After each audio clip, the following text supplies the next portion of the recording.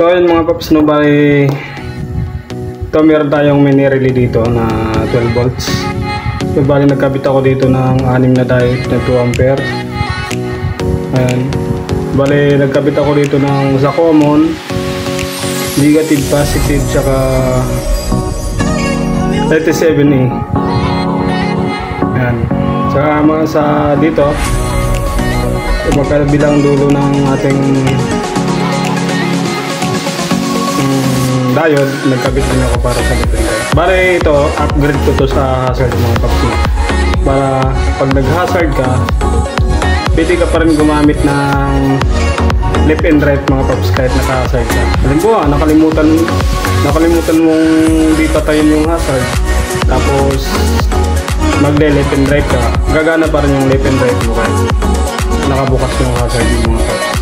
Hindi tulad ng ibang hazard na pag once na naka-hazard ka, dun sa ibang video ko, dun sa tie switch, na once na naka-hazard ka na, hindi ka pwedeng gumamit ng left and right signal switch once na naka-on yung hazard mo.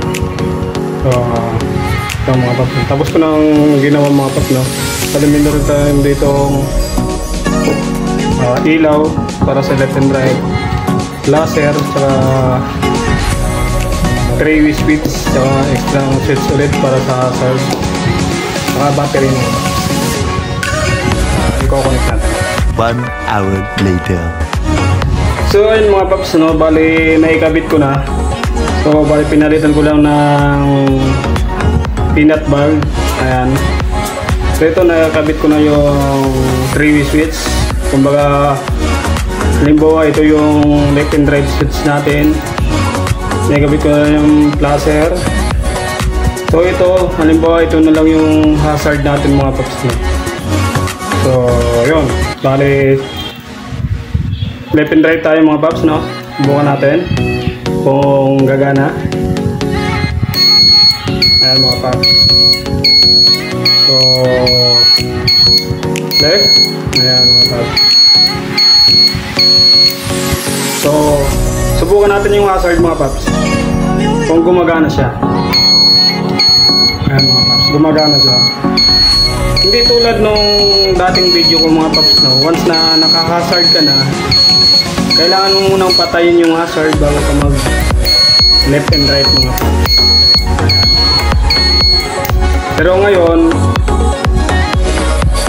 yung bagong upgrade natin mga paps sa tie switch, once na naka-hazard ka na, halimbawa, magandahan nito is once na nakalimutan mo na naka-hazard ka pala, kalimutan mo nag-hazard ka pala sa daan, tapos bigla kang gagamit ng left and right, ayan, gumagana pa rin siya.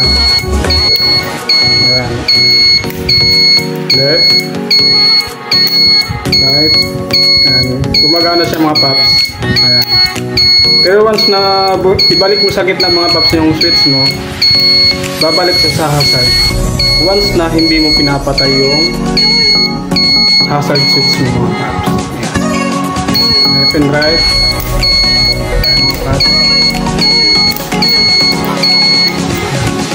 hazard,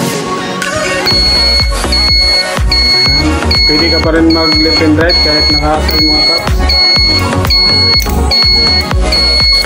Pero pag di ka nagagamit ng left and right, once na hindi mo pa napapatay yung switch ng hazard, babalik pa rin sa hazard mga paps.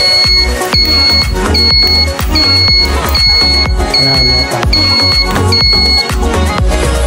So good mga paps. So yan yung bagong upgrade natin mga paps, ano? So abang-abang mga paps.